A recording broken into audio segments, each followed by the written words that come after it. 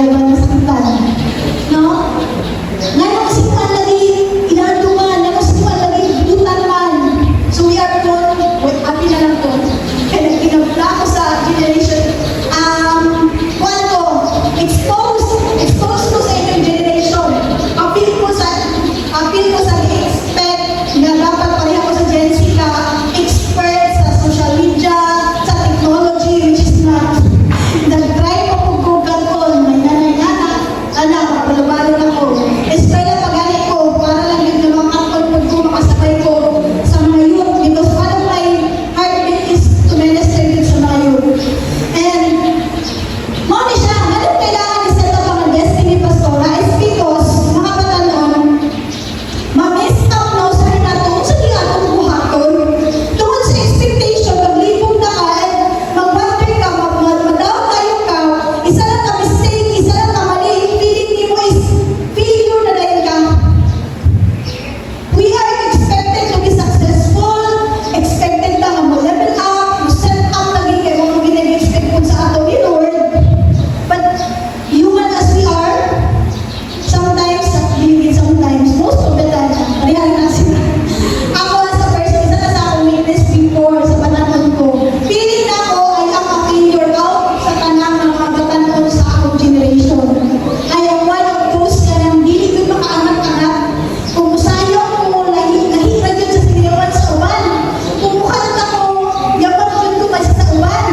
Kung modeling ko, di ka pa sa akong height, tas kung tiil, di ka pa sa akong face card. Wala ka, dagay makain ang pagtana ko sa unang panahon. May isip mo, murag lalit ko sa tanan. Kung wala ko talento, murag wala, hindi ko bilong. Sila nagisikan na, ilang mga talento nang expose na. Ang ako, asa man yun ko ikot ang Lord. And mga dahil lang akong purpose. This is my destiny to preach the gospel sa tanang generation na ako'y maapay.